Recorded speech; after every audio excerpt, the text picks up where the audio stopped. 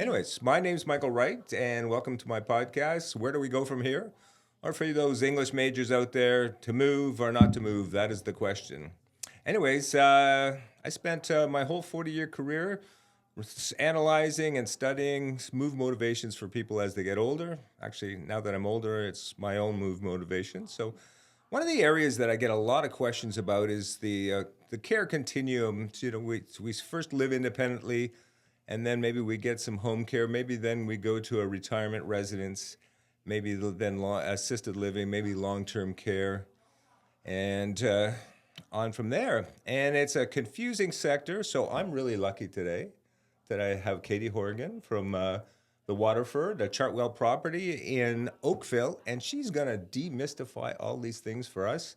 And we're just going to go through the sectors step by step. And thank you, Katie, for showing up and being part of the podcast. Absolutely. One of the questions I get all the time is, or the confusion I get all the time is, oh, my mom has to go to long-term care, or there's 40,000 people on the waiting list.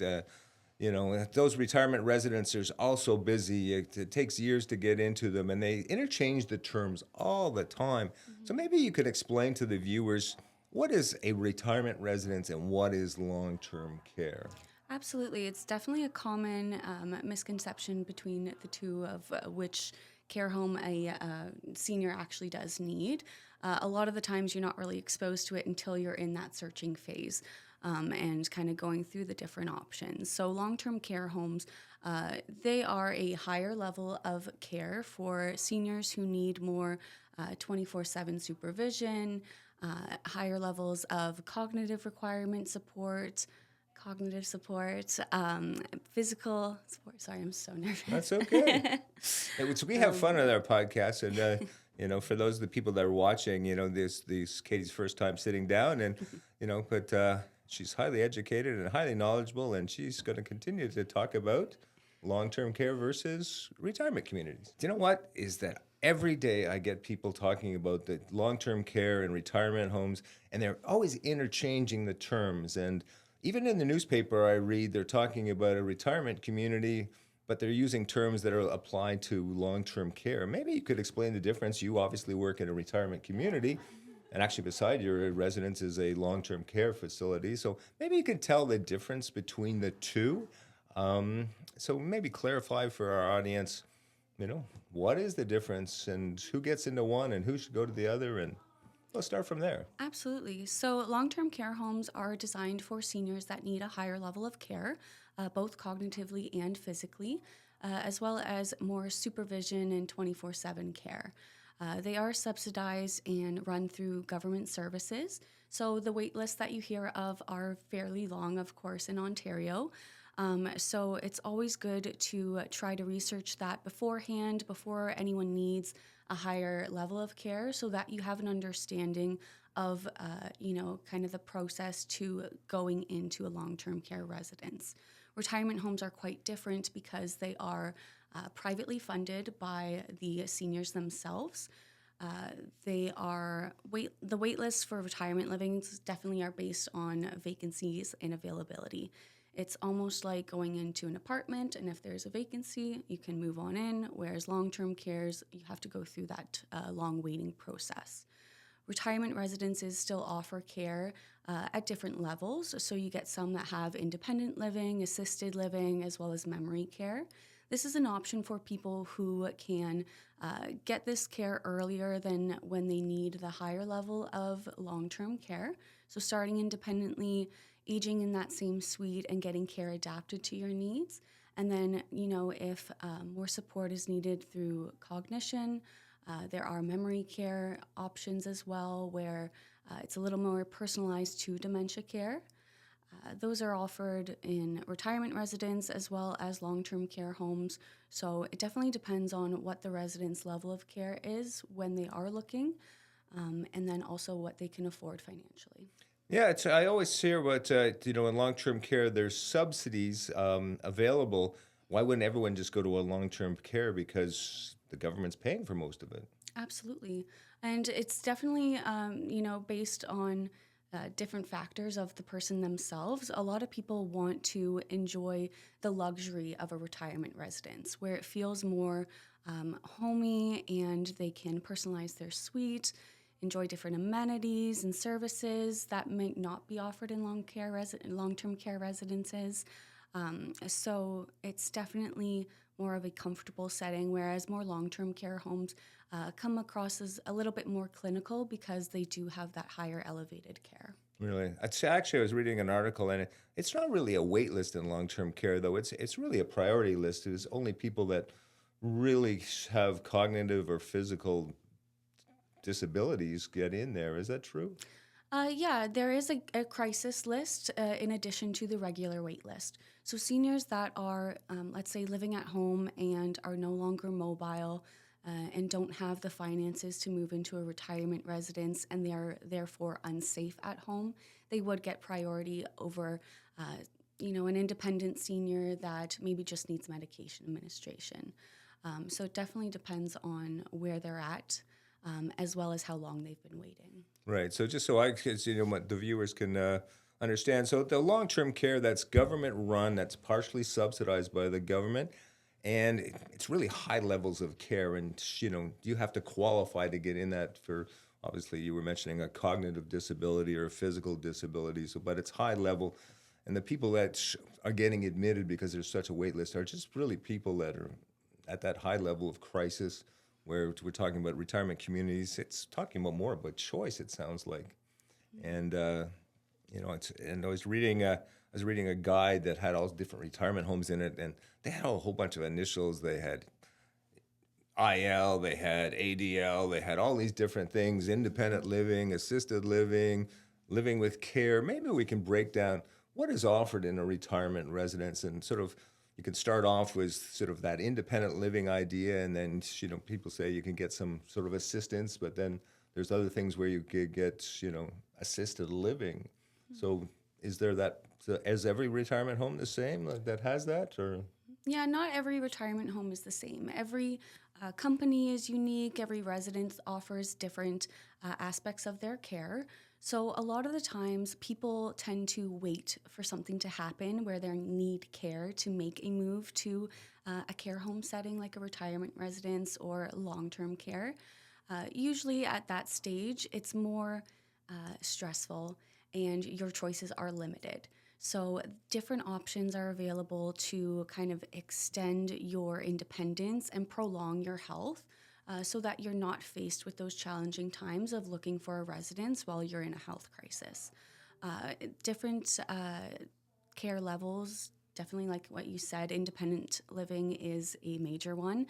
That is when residents are, still able to maybe drive, do things for themselves. They don't need assistance with personal care or hygiene, but they might benefit from different services like housekeeping or having their meals and cooking done for them, access to amenities and services like programs and 24/7 nursing in case there ever was an emergency. Some residents offer full kitchens in their suites. Some people have the dining service where they go down to the dining room. So it takes care of those tasks that seniors tend to find a little bit more challenging living at home. Not everyone is able to go out and get groceries, cook meals every day, stand and cook a meal, clean their I have trouble house. cooking a meal at the best of times. I'm already over it. I would love to have my meals cooked for me. So it definitely takes care of the little things that might be holding seniors back from thriving and enjoying their day-to-day. Assisted living offers different services for maybe some physical challenges. Maybe someone that needs a little more assistance getting in and out of bed, help with dressing, ensuring that their dentures are in, their hearing aids are in. If they need assistance walking to and from different places in the building, there's some escorting services. Not what you think. Wow, you had me sold on the escort service. Well, my wife wouldn't like that. It comes at a price. So assisted living you find as a little bit more targeted to people needing that physical support. No, it's just to clarify. Now, assisted living is, so from what I'm gathering, you have your you have your retirement residents, your independent living people. Now, with the people that obviously need a higher level of care, would that be on a different floor, a different wing, or is that all meshed together, or how does that work? It definitely depends on the home and the residence. So in my residence, we do blend our independent with assisted living care so that our residents can still remain in that same suite. They don't have to change that lifestyle that they're already accustomed to, and they protect their dignity by getting their care services done behind closed doors. Some residents might have assisted living on a separate floor because there is a 24/7 nursing station. They have medical devices like mechanical lifts or walk-in baths or showers that are not available in independent living. So it definitely depends on the residents. I find that a lot of residents obviously have their memory care in a different area. That is due to the fact that a lot of memory care neighborhoods are secured, meaning the doors are not accessible for residents to go in and out on their own. It's a little bit more tailored to people who might be exiting or wandering, so that's the reason for those secured areas. Yeah, I always get a lot of clients get the impression that when I go to a retirement residence and I'm on that sort of that independent side, that I'm locked there and I can't go anywhere. I'm stuck in the home. But you have freedom just like living at home. You can come and go as you please, and no one's watching over you and no one's scolding you for not coming home on time.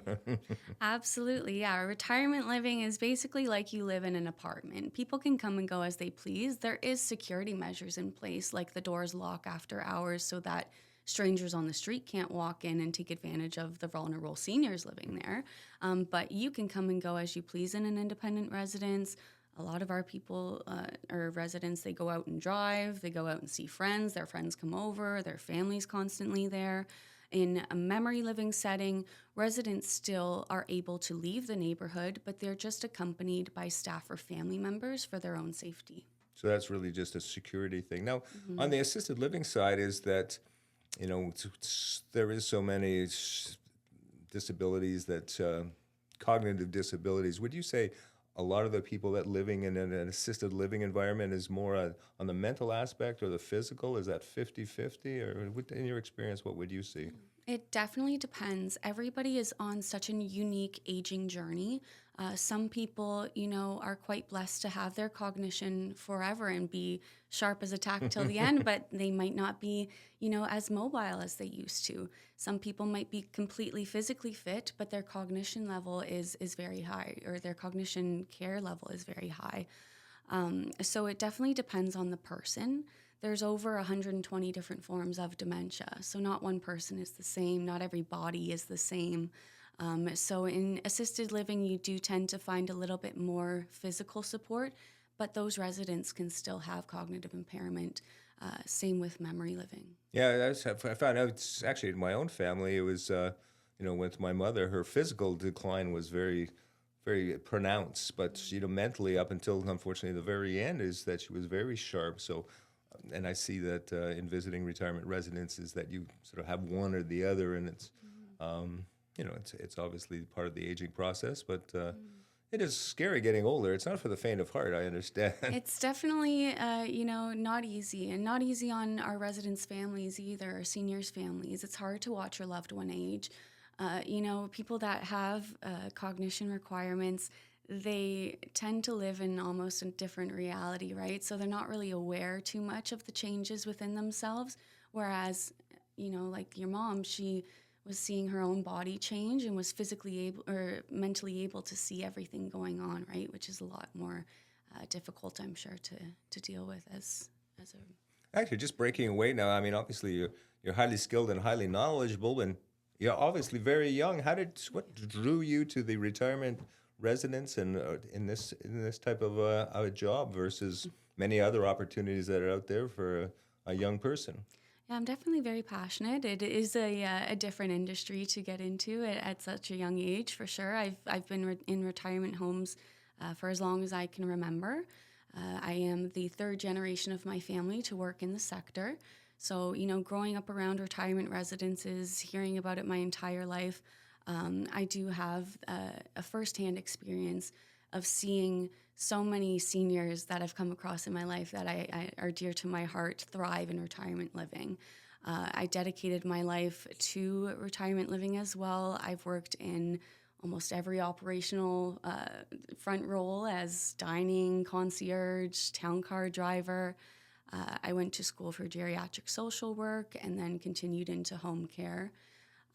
So I definitely know, the ins and outs of each department that it takes to run a retirement residence, but also I've had different touch points with residents, in different parts of a retirement home. So I get different bonds with them, and I definitely have a deep understanding of their unique needs and preferences, and every person's different. So I do really enjoy caring and guiding residents to their journey through retirement living. And I'm looking forward to seeing where it's taking us in the next 10 years with this population growth. For sure. Actually, a funny story is that when I first met Katie and I looked at her last name, Horgan, I says, I used to know a guy years ago. And she said, well, that's my dad. And I says, oh, I'm feeling very old now. But she does, I definitely know that she comes from a thriving family in the retirement home sector and a very professional family. Let's move on to talk a little bit about the Waterford, where you work. And well, let's start with Chartwell. Chartwell is obviously a big company that many people have heard of. So maybe give a little background on Chartwell, and then we'll talk specifically about the Waterford and the services you offer. Yeah, absolutely. Chartwell is a wonderful company. It is one of the largest in Canada. We have many homes, through Ontario, Quebec, Alberta, BC. So there are so many different residences with so many different unique features and options. We have an amazing staff, amazing team at our head office that ensures that all of our residences are running smoothly. We always have support with, any resources that we need. And then with our sister properties, we're able to navigate residents and prospects through different options that they have just within our own company. So let's say if the one Chartwell residence didn't offer the level of care my mom needed, you could work within that community and find her a place within the Chartwell family that could meet her needs? Absolutely. All of our sales consultants are constantly in communication with each other. I have many sister homes in my area. It's definitely a condensed area for sure. So one of my sister properties, Chartwell Lakeshore, has assisted living, whereas Waterford has independent supportive living and memory care. So if somebody needed more physical support, like a mechanical lift that I didn't have, I'd just give a call to my friends Sadie and Nicola and send them over that way. So it's definitely, beneficial to have so much support and so many options, even for people that are living in a different part of the country or an area that we are far away from. We have to do assessments before anyone moves in, so I can always get a sister property to go in and meet with the residents before they move over. Okay, well, let's define it a little closer. Now, the Waterford is in the west part of Oakville, very nice neighborhood, and maybe tell us a little about your home and what makes it great. Yeah, absolutely. The residential area is definitely a benefit. I've been in Oakville my entire life, and I've never seen so much development. So we're really lucky to be nestled into the residential area where there's no construction around us, no busy streets. It is quite serene, surrounded by neighborhoods with lots of dogs and animals, dogs and children. There is a long-term care residence beside us as well that was established before Waterford. So we were placed beside for a unique feature that offers continued care, as well as keeping spouses together who have differing care needs. So we have 2 levels of care at Waterford: independent supportive living as well as memory living. And then next door to us, we are actually connected by an underground tunnel. So some of our residents have a spouse living next door in a higher level of care, where they're a little bit more independent themselves, so they might not require that care level. But living next door keeps them very close together. Wow, that would be a terrific option. But so what does a typical day look at? I move into your retirement residence. I'm fairly healthy, and away I go. What does my day look like? Busy if you want it to be, not if you don't. We have a full and happy home, so our community is very vibrant. Our residents are constantly out and about in the common spaces. Honestly, the suites are collecting dust because they're always out and doing things. We have activities from morning till afternoon. So they usually start their day with breakfast, of course, not having to make it themselves, walk right down to the dining room, get their breakfast served to them, start it, and then followed by an exercise class or a program. Their lunch and dinner is served the same way. So in between each meals, we have different things happening within the residence. A lot of our residents have friendships within the community as well. So I see a lot of my ladies going for their walks. I see bridge groups every single day. Lots of my residents also have friends in the neighborhood, so they come on over for visits, and then family is in and out as well.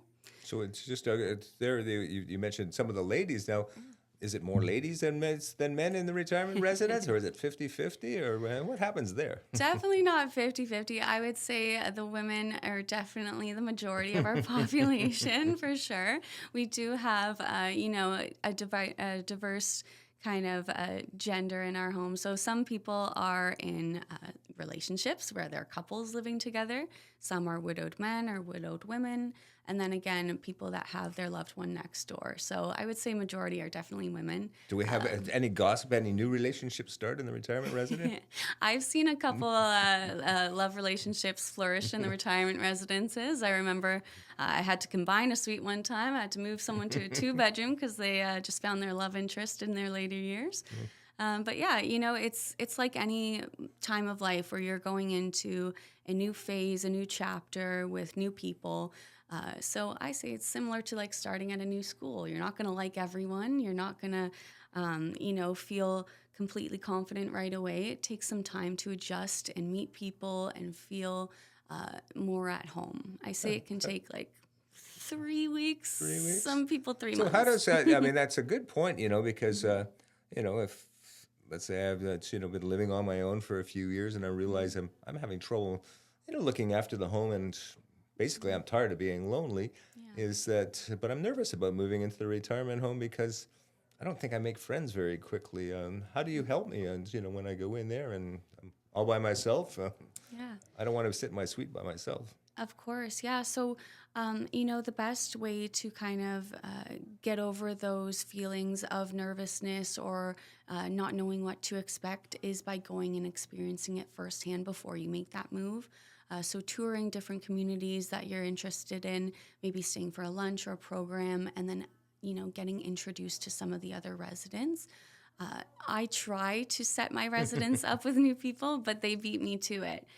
They're so welcoming. They navigate towards new residents because everybody that has moved in has been in that seat, has had to make that transition. That first day of school. Exactly, right? So they're a great support system in themselves. Lots of them have gone through similar situations like a loss of spouse or moving from a different area to be closer to their children. Or, I used to be an athlete, but now my body doesn't work the same. So now I'm dealing with, those emotions related to that. So it's a very unique kind of experience seeing my residents move in and then having my residents that already live there help them to adapt to that new way of life. It's like a team effort, yeah. Mm-hmm. So many times is that, over my career is that, when I start talking about retirement communities, it just shuts people down right away because they have a vision of the old days. And, I have a friend of mine who gives a great talk about, what retirement living or perception is in many older people's minds. And I remember as probably a 6 or 7 year old going to visit my grandmother downtown Toronto in, I don't even know if it was retirement or long-term care, but it was like a hospital setting. Mm-hmm. It was very dark. It was, it had the green or beige hospital walls, and there was, people obviously uncomfortable. So that's kind of stayed with me. And I found a lot of my clients, still have that vision of what a retirement residence look like. Do you find that when people come in, they just have a totally wrong perception of what it is? If I had a nickel, absolutely. Yes, that stigma is definitely present in a lot of people's minds. I even see it on TV and things like, don't drop me off at a home. My kids are going to leave me in a home. So, like everything with time, the sector has evolved. It is not that, dark hospital setting that a lot of people are envisioning. It is luxury living for seniors. A lot of the newer buildings, and I'm talking within the last 10 years, their features and amenities are almost like a luxury condo or a hotel setting. You feel comfortable walking in. You feel like you could make this suite your home. You don't feel as if you're going into a hospital room. You still have your furniture from your home that you've loved for 50 years. You still have your pictures of your family. You still have, all the trinkets and treasures that you've collected. Those Royal Dalton figurines. That's it, the Toby mugs. Yeah, absolutely. So it's definitely a stigma that still very much exists, but I find that a lot of the time when I have prospects that are feeling that way, as soon as mom and dad come into the residence, meet some of the people that already live there and feel it for themselves, that stigma quickly disappears. One of the things I run into a lot of times is that, the frustration that the children of the older adult face is that they want to have that conversation about, mom, you have to do something. Maybe they notice mom is, physically unable to manage the home, or, cognitively she's starting to decline, but the parent just shuts down right away. Do you ever run into that where mom just doesn't want to talk about anything, and she's paralyzed by fear, is what it usually comes down to? Is how do you help that child start that conversation with mom? Absolutely. Very challenging to navigate the conversation for sure. A lot of the time it's about opening up your loved one to talk about their challenges. And if you have someone that just shuts down right away, that's obviously the easiest thing to do. If a change is approaching you, you just shut it down. You don't want to deal with it. It's always easy to stay exactly where you are. But, sometimes it's that educational portion as well of, mom, like, have you really explored this before? Because times have changed. It's not what you think it is anymore. Talking about how it's affecting the adult child's life. Like, I have so many prospects where they're worried about their loved one 24/7, but they have kids of their own. They have careers of their own. They can't, function at work because they're thinking, oh, mom's got a doctor's appointment today, or I have to go, empty her cat's litter box. So it's also opening the floor to a family discussion on how we can expose our loved ones that might need a little bit more support to the benefits of what retirement living offers, and, how they can really thrive. So I always say, don't apply pressure. Take it one step at a time. There's so many different resources out there. Chartwell has great ones on their website as well about navigating that conversation, topics of where to start, questionnaires of when I'm ready. So it's definitely based on the person and what they're going through. But I always say conversation with your loved ones is so important. And they need to know how the adult children are feeling about their safety and, how they're living day to day. They want to see their loved ones thrive. Yeah, I see so many times as the adult children get caught in a trap of caring for mom or caring for dad, and it does take over their lives, and it puts so much pressure. When I talk to my friends that are lawyers, when they do estate planning and they do, powers of attorney, the parents are always saying, "Oh, I don't want to be a burden to my kids." Mm-hmm. But in practicality, is that a lot of times, staying in that family home becomes a huge burden. That the son is up there fixing the roof or fixing the house, and the daughter is in there cooking meals and cleaning, and unfortunately starting to neglect their own family. So it is a tough conversation, but it's one that that has to get done. Yeah, and that's exactly it, right? Having those conversations before tasks like that really do take over the adult children's lives. Because you're right, like I hear about them going and cutting the lawns and groceries, and I ask mom, like, how is everything at home? And she goes, it's fine. And the children are looking at me like, yeah, because we do everything. So, it's definitely great to move residents in before they need so much support with care and services, so that your adult children aren't visiting you to do a task. They're visiting you to spend time with you as their loved one and, go through old photo albums or talk about your day or have a coffee, not go and clean your gutters. No, it is tough. Now, as many conversations I have with over my career, and one of the funny one is that I would take my client to a retirement residence to meet someone like yourself, but as soon as they look around, they go, "Look at all the old people." How do you overcome that one? Knowing that many times my own mother did it. When she was like 92 going into the retirement residence. I think the average age was 85, and she's going, "Look at all the old people." I'm going, "Mom, you're older than everybody here." I always say, wouldn't it be so nice to be the youngest person here? That's a good one. I like that one.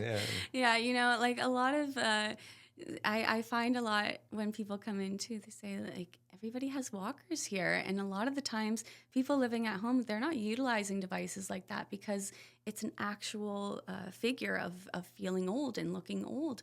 But when you're in a retirement residence, you see more people using assisted devices and different things to make their lives easier. And it becomes more common and more natural to have those things in your life. But yeah, if you feel like everyone's old, then it just means you're young. I like that. I'm gonna use that. So many times is that we see a big transition when someone moves into a retirement residence. They go from all by themselves in their 2-story home. Probably it's many of its presenters on this sector will talk about the tea and toast syndrome, where they're really not getting the nutrition they need, the lack of socialization, and talk about maybe some of the transformations you see in clients that come in or maybe are a little frailer, a little weaker because they haven't been doing anything and they spend a couple of months at the retirement residence. What changes do you see? I actually had this conversation just yesterday with a family member whose loved one has lived with us for about 3 months now. And she goes, "Well, I'm going shopping today because my dad needs all new pants because he's gained so much weight since being here," in a great way, right? Because you're right. Like my grandma was like that too. She would do her groceries at Shoppers Drug Mart because it was the closest store to her, and she'd cook whatever was easiest. But she was really lacking with that nutrients that they need for, their brain function and normal everyday nutrition that helps you feel better.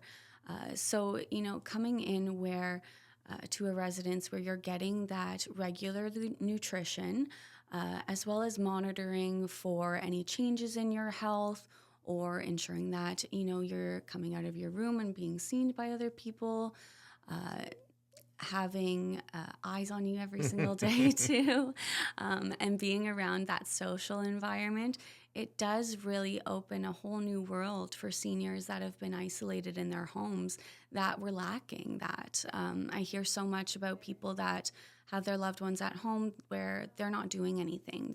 They're going and watching TV all day, or they're staying in one part of the home because it's the easiest to get to.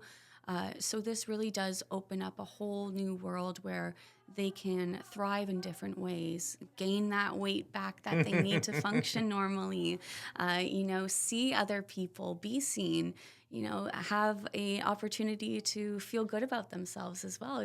Get dressed up and go down and see your friends, go for a walk, see that concierge that you see every single day. So it's connections in that social environment that definitely is a big factor. Now, do you feel sometimes a family member is the biggest deterrent to change? Is that, again, just, looking back to my career, you always see, that maybe it's the son and their daughter, and it's almost like a badge of honor. My mom still lives on her own in the 2-story family home, right? And it's going, and I look at them going, but what does she do? Is it a safe environment? Does she have any socialization? How's her nutrition? But they always get back, if I lose that family home, I have no identity. Do you find that resistance by a family member or even the resident moving in? Absolutely, yeah. A lot of it I find stems from maybe conversations from mom and dad when they were maybe in their 60s or 70s talking about themselves aging and telling their kids, like, "I want to stay here forever. Don't ever put me in a home," like those conversations, right? So now that child is keeping them at home as they wish, and they're proud that they're fulfilling their loved one's desire to stay at home forever, when in actuality the benefits aren't there, and that senior, maybe back when they were talking about that, didn't know what retirement living entailed. So that badge of honor is definitely To who is it a badge of honor for? Because that adult child likely will be taking care of that two-story home. That's for sure. No, it's, many residents, they come and visit you and they love the home, and then they sit down with you, and then, you talk about the cost of living there. And suddenly they get sticker shock because they probably have bought their house when their mortgage was maybe, $800 a month, and that's in their mind. It's or their house is paid for. So sometimes we get that feeling, my house is paid for, I live here for free, which is a terrible thing, but we'll get into that in another episode.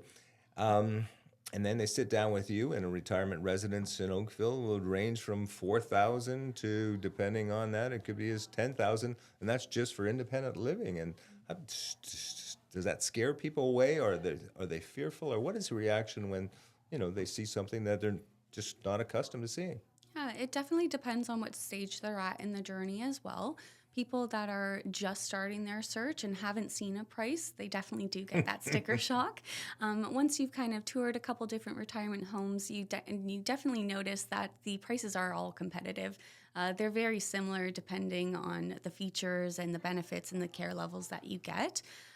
So another thing to point out to people when they move in is the different bills and things that they're paying at home, right? A lot of time you have your property tax, you have your grocery bills, you have your internet, your phone. So people that, are staying on top of all these multiple bills at home, when they move into a retirement residence, it's kind of like a bundled package for them and a pretty little bow where everything is just this one payment that covers more than you could ever imagine. Having a nurse on site 24/7, a doctor on site, a town car that takes you to and from where you need to go, all of your meals provided and cooked for you with no dishes, and housekeeping coming to your suite. The benefits are endless, and that price definitely, you are paying for luxury, you're paying for comfort. And if you've worked your entire life to save for retirement, why not spend it when you're in retirement and live comfortably in the place that you choose to live at? It makes a lot of sense, but again, I've heard from many of the clients is that it's not fear of running out of the money, it is fear that there will be less of an estate for the kids. Do you hear that when you're discussing the financial aspect of retirement home living? Absolutely, and that's definitely something that is pretty common for sure. So it definitely depends on the people, right? A lot of the adult children, they love that their loved one is thinking of them like that, but in their own ways, they want their loved one to thrive and to live comfortably. So it definitely, depends on the family and the savings and things like that. And I see, so many family dynamics where siblings don't see eye to eye, or, mom and dad don't see eye to eye on where they should spend money. So a lot of my job as a consultant is assisting families through those conversations and seeing, kind of being a mediator for the family and putting into perspective what's their top priority and where do they want to see their loved one age, because you get what you pay for. That is true. Now, it's again through experiences that you'll have a son and a daughter or a couple of siblings, and they see that the retirement residence is $5,500 a month. So the daughter will go, well, mom will come and live with me, and she will set up an apartment in their basement. What do you say to people like that? It's knowing that that's just a bad idea. There's no safety, there's no socialization. But how do you broach that in a nice way of going, that's a terrible idea? Yeah, so a lot of the times, trying to put it into perspective for the adult children, like, do you have a career? Do you have children of your own? Are you prepared to care for your loved one 24/7 in ways that a retirement residence does, with, supporting their day-to-day life? Like, if you're not there throughout the entire day, who's making sure mom is eating or bathing, or, not just sitting in front of the TV or napping? And that's what I hear so often is people that are alone or isolated, they're napping or they're bored or they're understimulated. And that's where you get a lot of complications with cognition decline, And then, staying stagnant and not moving, you get those physical challenges too. So just putting it into perspective and comparing that. I found that coming from a home care background as well, where I did go into residents' homes where they were living, I found there were still challenges there. So even if you get private home care going in, it's still one person that's responsible for that caregiver, for that senior. If a resident fell in their own home, I'm still calling an ambulance just like their loved one would, right? Whereas in a retirement residence with a nurse on staff, you press that pendant, the nurse is right up to you. They send you to the hospital if they need to, or they check you right out on site. So there's different pros and cons, but in reality, when you look at the bigger longevity picture of things, living at home and staying at home in your adult child's basement really isn't a thriving lifestyle. Yes, I've had many incidents where, the great idea is the mom sells her house, the kids sell their house, and let's get a big one that suits everybody. Mm-hmm. And then unfortunately what happens is that mom has to go to a place where there's more care, and suddenly all her money's tied up in this new house. So it can create a lot of problems, and I always see it, and my big thing is planning. Is planning for the future and making a housing plan. Our clients have retirement plans, they have funeral plans, they have vacation plans, but most of them don't have a housing plan. So I try to get my clients to make that housing plan. Look at the finances, look at how they can care for the home. But this safety and socialization is so important, and it's so underappreciated by family members or even the senior. They're going, what is this safety and socialization? Because, they feel that they're still fit, or they feel that, I'm not social. I bet you get that a lot, is I'm not a social person. I don't think I'd like all these activities. How do you address that?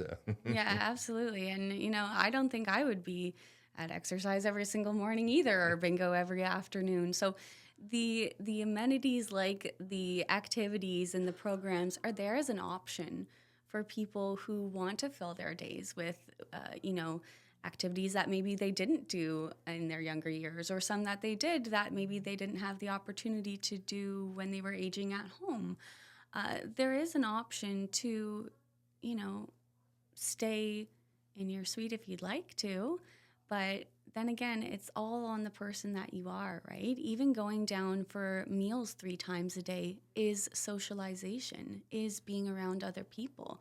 You've been seen by staff or other residents. So not necessarily having to play bingo every day, but being seen by others in the community is uplifting. I know, I was recently on maternity leave, and then COVID as well. When we didn't see others, you really do start to feel lower, a little bit more bored with day to day, or I was caught up with my own thoughts a lot sitting at home on mat leave. So, it's definitely looking at the glass half full rather than half empty, and changing your own self to embrace the change rather than, coming up with different reasons of why not to make the change.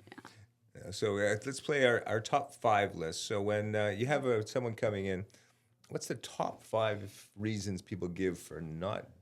Well, first of all, when it's visiting many retirement residences and seeing how beautiful they are, and the staff, and how accommodating and welcoming, I can't see why someone won't go. But maybe give us your top 5 reasons that you see, people say, oh, I'm not going to make that move. Mm-hmm. I would definitely say I'm not ready yet is a big one. So, I always say if you're not ready yet, then that's okay, because you're doing what you should be, and doing that research before you really feel ready. But what is ready to you? What are you waiting for? A lot of the time, people have something in their mind that is going to happen or change drastically, and that's when they're going to make that change. But if it's already in your mind, it's worth exploring, right? It's worth seeing what's out there, and then, like you said, planning for the future. Looking beforehand before you need all of these supports or services, so that you feel empowered in your decision, and it is your decision. when you're not in a state where you can't make that decision for yourself anymore. So I say I'm not ready yet is a big one. I could see that one being a big one. Yeah. I want to stay at home forever. So again, we've touched on that. I used to get all the time, especially from a gentleman. Just give me a shovel. I'm going to dig my own grave in the backyard. I'm staying here. Yeah, I heard that one recently. Yeah. So yeah, again, it's just putting it into perspective of what is keeping them at home. Why do you want that? Sometimes it is sentimental. If they've lost their spouse and this was the home that they've lived in with their spouse forever, they're holding on to the memory of their spouse, right? Not necessarily the home. So it's navigating through those conversations of why do you feel that way? What's holding you there? And what can we do to bring your home to a more supportive, vibrant, lifestyle for you? Okay, I'm going to give you one on your top 5 list. Yeah. I could never live in 600 square feet. I need 2,000 square feet. Yeah. Ever heard that one? Absolutely. Yep. For that one, I usually navigate to, okay, well, why don't you tell me about your home and, what you love about your home and, kind of navigate the conversation to where do you spend the most time in your home? And a lot of the time, people that are in these 2-story homes with a huge backyard and a basement, they're finding themselves in their room, the dining room or kitchen, and the living area. So, kind of put it into perspective that you're not really utilizing that entire space of your home, right? In a retirement residence, yes, your suite will be smaller, but your community is so much larger. You have a dining room that's full of vibrant people that are waiting for you to come down and try the soup today. Or, an entire movie theater where you can go and watch movies. There's an entire garden with a huge walkway that you can go through. There's different common spaces that your families can come and reserve these rooms and cook a Thanksgiving dinner. So it's definitely different than being in a home where it's bigger to a smaller suite, but it's utilizing the community as a whole. So I find kind of pointing that out helps with that. Oh, no, I think that would put many at ease. Now, it's obviously family is important. How many times would you say that someone lives in the community and goes to your residence versus they're moving closer to be, maybe their son and daughter live in your neighborhood and that's why they select the Waterford? Yeah, a lot of people move to be closer to families. A lot of the adult children in the area are wanting their loved ones to be in that same area to, eliminate driving. I've had people that their loved ones live on the other side of Toronto and it's a snowy day and mom's had a fall and it's going to take them 3 hours to get there, right? So having them closer, ensures that time delay isn't there if they need to go see mom. If they have grandkids, they can go over more often and see their loved ones. And then, having that peace of mind that, okay, if I'm at work and my loved one falls or has an emergency, they're in a residence that has the nurse. She's taken care of. She's right by my home. I can drop my kids off and go see her right after. So I find a lot of people do navigate closer to their children. Some seniors do like to stay in that community that they're familiar with as well, where their doctor is, where their house is, because it's that sense of knowing where they are and feeling comfortable and not adding another new, atmosphere to already the big change they're going to make. So it definitely depends on the person and the family. But a lot of the conveniences of a retirement home allow you to live life within the building, not necessarily having to go and explore the town. So yes, I think we're on 3. I think I need 2 more. You need 2 more as well. Let's see if I can think of another one. What do I hear out? Oh, here's one for you. For the people that come in and say, I'm just not ready, how many have a catastrophe that triggers them to make the move versus the people that come in and they realize the benefits of retirement home living and they move in sort of on their own accord versus that mom is having a fall and we have to do something in a panic? Yeah, I definitely would say maybe 50-50, right? A lot of people, through the conversations that we have of the benefits and then comparing to what their life is at home, they start to realize, okay, maybe I should make this change now before something happens so that I'm not panicking. Where on the other hand, these people that I'm chatting with and they're not ready go away for a couple months, kind of we don't talk here and there. I check in at certain points. And then 6 months, they give me a call like, Dad, had a fall. We're ready to move now. We want to move next week. And they're in that panic state, right? So, it's definitely 50-50. So that planning aspect is huge, right? Because I'll tell you, it's like 30 times more challenging to adapt to the environment when you're in a health crisis or you're panicking or you're stressed, rather than, okay, maybe 2 months from now, I can see us selling the house, starting to downsize and declutter, and then I'm ready to move in maybe the springtime. I have my name on the wait list for a 1+ den overlooking the courtyard. Katie's going to call me when that's available. So definitely planning is a big help for navigating that. Oh, it's for sure. And I was just, speaking about picking the suite you like. I mean, obviously, if you're planning ahead, you've visited your residence, and you find that you really want that 1-bedroom overlooking the courtyard, and you wait for it to come up, you're actually you're planning your future. You're planning really what you want versus, I guess there would be a limited choice. If mom has fallen, she has to make a change. You have to take what you can get. I mean, I've been to your residence. There's all beautiful suites, but maybe the one they really want isn't available at that time. So absolutely, the planning again is, if I can say it a million times, plan ahead, plan ahead, plan ahead. That's it, right? So what else do you run into on a daily basis that you would like to share with the people listening that of things to do or things to move forward with? A big thing that I hear a lot is mom's memory is starting to fade, or I'm seeing she's getting a little bit more forgetful. The first sign of, memory loss or needing a little bit more support with cognition, or someone is, showing symptoms and expressions associated with dementia, you should look into transitioning them now, because the progression of dementia or cognitive impairment is unknown to everyone. So, once you start seeing that, mom isn't recognizing me as much, or she didn't remember if she ate yesterday, if she took her medications, that's really when you want to make the change, because so many times I've had people tell me that they call mom and, yeah, I went out today, or yeah, I ate, but mom actually doesn't know that herself if she did or not, right? Where in a residence, she's monitored by our staff.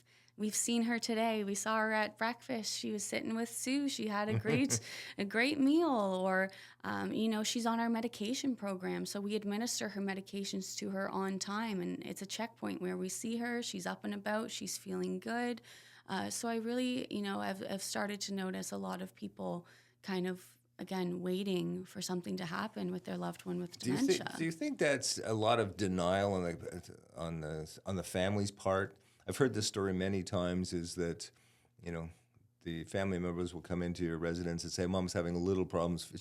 She's forgetful with a smile on their face. Yeah. And by the time you get to see mom and assess her, that she's really down the road in cognitive impairment, and, she's not going to be able to function in that independent living status. So do you see that a lot? Definitely. I think more than denial, it's maybe misinformation, or just not knowing exactly what dementia is, or how it can progress, or the different signs to look out for when your loved one needs care. So, I've been around seniors my entire life. I can have a conversation with a senior and, likely I can kind of tell if they have some cognition challenges or not. Am I doing okay? Yeah, you're good. But, I could imagine with my own family, if I was seeing my mom forgetting stuff, I would be like, could you just get it together? You're not thinking straight, when I'm not looking at it as a medical condition or a cognitive impairment where maybe my mom isn't seeing things as reality, or maybe she's forgetting because she is going through something that I don't understand. So I think a lot of the time people don't really understand dementia as a whole, which can be challenging for No, sure. and it is, it's very unnerving for the family just to think of this as something that's happening to a loved one. Now, Absolutely. that's on our list of things. So, how do I get into a retirement residence? What do I have to? So, I visit you at the Waterford. It's, I love the spot. Let's say I'm 85. My wife has passed away a couple of years, and I'm just kind of I'm lonely. B is that I'm not managing it. To be honest, I'm not managing as well as I could. So I see you and you show me this lovely one bedroom. What's the process to sign up, or how does that work? Yeah, absolutely. So it's pretty easy. Just depends on the availability. If you have an idea of the suite that you want, you've been chatting with the consultant, you feel confident in your decision with which residence you'd like to pick, which suite you're going to. They have that vacancy. You're ready to go. In Ontario, all of our retirement residences are regulated. So everybody needs a wellness assessment before moving into a retirement residence. So ensuring that, all of your medical records are up to date, you've seen your doctor within the last 6 months, you have the forms associated with that home filled out and ready to go for that assessment. You would meet with the nursing team. The nursing team would provide you with information about the care services that are available, ask about your day-to-day and what care support you might need or you might require in the future. And they put together a personalized plan of care for you to ensure that when the resident moves in, their needs are already met. That home is going to be a safe and supportive environment for them. And then in some instances, if somebody is at a higher care level than what that residence can provide, that assessment is going to show that. And, unfortunately, this residence might not be the safest option for your loved one. Here are some other journeys or avenues that we can take and explore. So the assessment is a big part of that initial move. After that assessment, you sign that lease, you pick your move-in date, and The way it you just goes. start living life to the fullest. Well, I guess that's when you call me, and then I sit down with the client and help them make that move possible. Because one of the things I found in my research is, people don't make a move because they're in denial, which we've talked about, or they don't have the why of they're making that move. They haven't decided that they're making the move, and then lack of information, which all these podcasts that I'm doing is trying to get those clients that information. You're a wealth of information. Once we give that client that they have the information they need, then we have to break it down into a magnitude of, the magnitude of the process becomes so overwhelming is because many of the clients would come see you and they're just sold on the idea. They love the safety, socialization, the beauty of the facilities, the gardens and everything else, and they start driving home and they start thinking, oh, I haven't moved in 30 years. Do I sell first, buy, to move in first? How do I get rid of the stuff and all those things? They become overwhelmed. Yeah. Do you find a lot of your clients that do get caught up in that it's just so overwhelming I can't deal with it? Absolutely. That's when you start to get the hesitation to make the move, or they get so overwhelmed that, sometimes they just shut down completely and say, I'm not ready. I'm going to stay exactly where I am. So obviously, decluttering a home, packing, moving at any age is a lot. Going in stages, if I'm going to make a move in the next little bit, I'm going to call Michael, maybe we'll talk about some different options for downsizing, staging the home, getting ready for that sale. It's so much easier to make the move before you sell the home if you're financially able to, because in that way you're not having to deal with, open houses or staging the home or ensuring that everything is looking perfect while you're still trying to live there as a senior. So making that move and getting settled while, your lovely real estate agents and your families deal with that, kind of in the background while you're settling in, it helps with that transition because it takes away that overwhelming stress and anxiousness of dealing with. Yeah, no, if I could give any advice in which anyone watching this is that moving in first and then looking after the home is the only way to go. Is that a lot of my clients, we just make sure they get a line of credit on their home. Most of the clients, their house is paid for. It's a simple process to get a line of credit, and so they can pay the bills at the retirement residence, and the home can be looked after and can get sold. And there's nothing worse than showings coming into a home and your older adult is with mobility issues or maybe cognitive problems as they're trying to deal with all this at the same time, or the family has to run over because there's a showing and they have to do something with mom and dad. So yes, that's the greatest advice you give: move first, then sell the home. Absolutely. I remember my parents selling the house as a teenager, and I have to run home on lunch and clean up my room. I could only imagine being 80 and having to get up the stairs and make the bed. It's definitely a lot. So move first is definitely the best option. And just on the topic of moving, how many times have you seen when people show up at the retirement residence with too much stuff? Oh my gosh, all the time. All the time, yeah. So, a lot of people, like you said earlier, when they're coming from these huge houses, they want this 2-bedroom suite because they need all of this space for all of their stuff, but it's just one person. The odds of me downsizing them in the next year or so are pretty high. They start to, kind of realize that they don't need all of this stuff anymore, or, all of their treasures that they thought their kids would want forever, like the china cabinets and things. The dining room. How come no one wants the dining room suite? How come? Yeah. So that's definitely something I see pretty often. So utilizing things like a downsizer or having your real estate agent assist with decluttering and options for storage maybe for the first little bit is definitely a good option. Yeah. Yeah, no, that's it's walking through retirement residence and I see boxes outside the door and I'm going, they brought too much stuff. They brought too much. Yep. I've had an overflow room one time where I'm just like, I don't know where to put your dining room table. You got to send that back. So if you could wave a magic wand and communicate to the seniors or family members that are watching, what would you say to them? Start looking. Start exploring. Don't wait. What are you waiting for? Go and experience it. Go for a lunch at different retirement residences. Go and feel the community for yourselves. I find that a lot of the times, if the adult children are bringing the seniors with them to tour 10 different homes, you're going to get some resistance. You're going to get overwhelming feelings. And it's just going to become too much of an information overload for the seniors. So as adult children, go and explore different homes. You know your loved ones best. Narrow it down to maybe 3 options where you can see mom or dad living comfortably, and then bring them in for the tour and get them involved in the decision-making process. Right. Mm-hmm. So if we're going to list the top 3 things that the Waterford has to offer, what would you say were those top 3 things? I would definitely... Besides yourself.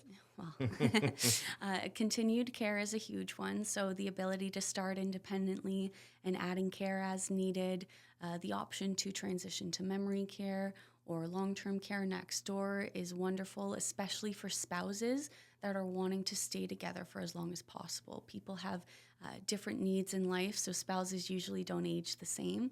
So Waterford has a beautiful option of having personalized care for each residence where spouses can live together longer, whether it's together in the same suite, one in memory living, or one next door. Having your loved one close by is so important. So I think that's a beautiful thing that Waterford offers. As well as, we're about 6 years open now. So we are fully smooth operational. We have, taken care of all those little bumps along the road of opening. And I've been there for about 4.5 years now. I know every single resident in and out, and they are wonderful people. So I say our community and our residents really set us apart. Our staff are so compassionate and loyal to our residents that it really does feel like a home away from home. And then I say, the Chartwell standard. Chartwell is amazing with their customer experience, that, Chartwell feeling of always having support nearby, your questions answered, a listening ear, and then above all, peace of mind. So I definitely think Waterford is a unique kind of residents. I'm not biased. You're not but, biased. Oh, come on, you are. Now, how many residents would you have in how many suites would you have? So we have 133 suites. 33 of those suites are in our memory living neighborhood. Okay, so about 100 residents in the independent side, and Yes. Yep. Absolutely. okay, so that's just a nice community. Yeah, it's really lovely. It's about 4 stories tall, again, nestled in that residential neighborhood. So it's not like you're going to a huge high rise that you're navigating and figuring out. It really is like a homey, comfortable feeling, but still modern and luxurious. And one of the things I've been talking to is amenities in a retirement residence. And, but, if you visit a lot of retirement residents, some have pools and some have 5 restaurants and something like that. How do you talk to your clients about, I'll use the pool as example, as, oh, we want a place with a pool. Do you get that? Or my mom needs a weight room, like mom's never worked out. But Yeah. do people amenity shop, or do they more talk about the... Absolutely. It's like the new iPhone and all the new features that the iPhone offers. You might not ever use all of them, but they're there, right? So, retirement homes modernizing, they start to have the same kind of amenities and see what people like. Like pools is huge. Everybody wants these pools. I've worked at different retirement homes that have pools, and a lot of the time they aren't utilized by the seniors. If someone has cognition challenges or mobility issues, you might not want them around an unlifeguarded pool. Or obviously, places that do have pools, they have wonderful aquafit classes, maybe a little bit more independent residents that utilize it. But again, those are just features. So it really comes down to what is the top priority for that family and that senior. And is it a balcony? Is it a pool? It's definitely a little bit more digging involved to find out what the best fit is for them. Things like balconies, they're not using them 6 months of the year, and they're a tripping hazard to go out to, or they're not like a garden that they had in their backyard before. So I find that a lot of features can kind of mask the real reason why that person's there. I can see that too. One of the most important things is staffing in a retirement residence, and probably consistency of staffing. How do you find in a world where people come and go in jobs at a rapid rate, do you find that you have some stability with staffing, or do you have a lot of turnover? So maybe the residents don't get to know that staff there? Yeah, and to be quite transparent, like COVID was a huge part of the industry for, a couple years just recently. So we did see a lot of people that worked in the industry, reach that burnout point, or, the uncomfortability of being with a vulnerable sector during that time, or, they went into different avenues. But we also see so many people that were so loyal and so caring to our residents and loved ones during that time, where now they're in these happier days and seeing that same person that they spent that isolation time with thrive in an exercise class. There's always going to be turnover of staff in every industry. So, the importance is training that new staff member to have that same compassion, the same approach, and introducing them to a resident with maybe a staff member that's been there a little bit longer.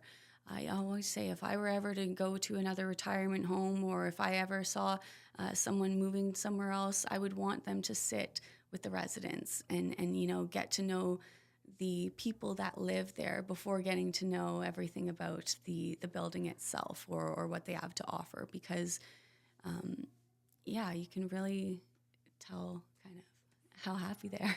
Yes, well, that's what we want to have, Betty. Well, I just want to thank you for coming in and sharing your knowledge and expertise, and I hope enlightening some of our viewers on what retirement lifestyle living is, and opportunities. We're going to show you your contact information and how to get a hold of you, or you can call me, and I know how to hunt Katie down. And but it's been a true pleasure, and I thank you very much. Thank you so much. It's been awesome. Okay, then. Take care. You too.